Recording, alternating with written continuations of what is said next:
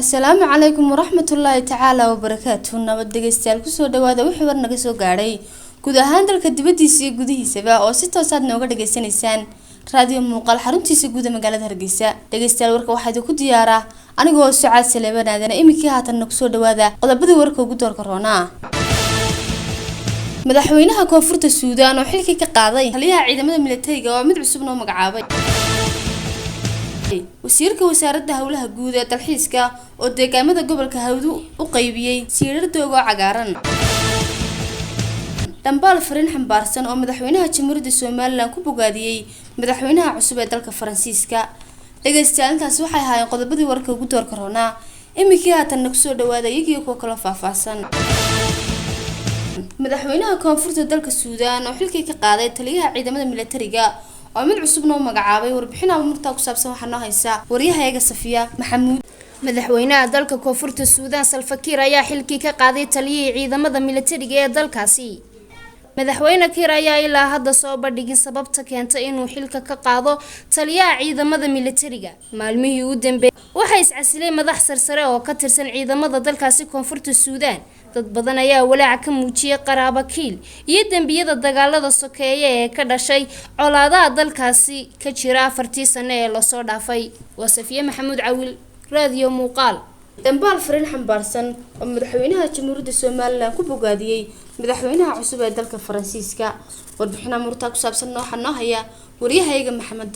madaxweynaha Jamhuuriyadda Soomaaliland Mudane Axmed Maxamed Maxamuud Siilaanyo ayaa dambaal hambalyo u diray madaxweynaha cusub ee dalka Faransiiska Mr Emmanuel Macron oo 8 bishan May loo doortay inuu noqdo madaxweynaha dalka Faransiiska kadib markii uu helay 65% codadka la dhiibtay halka haweeneydii la tartamaysay ee Marine Le Pen ay heshay ku dhawaad 34% madaxweyne Siilaanyo waxa uu caawa soo saaray dambaal uu ugu bogaadiyay madaxweyne Emmanuel Macron oo uu sheegay inuu ka rajaynayo muddada uu xilka u hayo inuu sii xoogeysan doono cilaaqaadka u dhaxeeya labada wadan ee Somaliland iyo dalka Faransiiska. gudaha baarlamaanka Australia oo markii ugu horeysay ilmo lagu dhaxnuujiyay warbixinaha murtaa ku saabsan waxa noo haysa wariyahayaga Khadra. Larissa Waters oo ah haweeney reer Australia ah ayaa noqotay siyaasadii ugu horeysay ee ilmaheeda naas ku dhaxnuujisa baarlamaanka dalkaasi.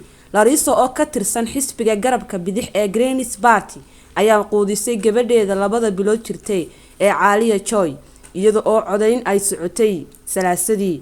aqalka hoose ee baarlamaanka ayaa meel mariyay sanadkii hore in dumarka xubnaha ka ah caruurta ku nuujin karaan aqalka gudihiisa. waxaase go'aankaasi uga sii horeeyay aqalka sanadka inkastoo midkoodna uusan fulin hadda ka hor. waa Khadra Xasan Cabdi, Khadra Degan, raadiyo muuqaal, Hargeysa. madaxweynaha Mareykanka Donald Trump oo shaqadii ka ariyay madaxa hay'adda FBI. madaxweynaha Mareykanka Donald Trump ayaa xilka ka qaaday madaxa hay'adda dambi baarista ee FBI James Comey.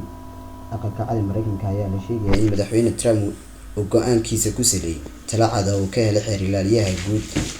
go'aanka ayaa ka soo baxay kadib markii Comey uu macluumaad khaldan u la wadaagay Congress-ka Mareykanka. warqadan ka soo baxday aqalka cad Mareykanka ayaa madaxweynaha wadanka Mareykanka uu ka cadeeyay baraha bulshada ku wada xidhiidho taasoo la yaab ku abuurtay dhammaan bulshada reer Mareykan. dhammaan saxaafadda ka howlgasha Mareykanka ayaa sheegtay in warqadan ay tahay mid sharci ah kadib markii madaxweyne Trump warqadan ku rusqeeyay ayaa waxa la sheegay in ay tahay mid sharci darro. dhageystayaal inta waxaan ku saafmari doonaa wixii war naga soo gaaray dalka dibadiisa iyo gudihiisaba oo si toos ah uga dhageysanaysaan raadiyo muuqaal xaruntiisa guud ee magaalada Hargeysa.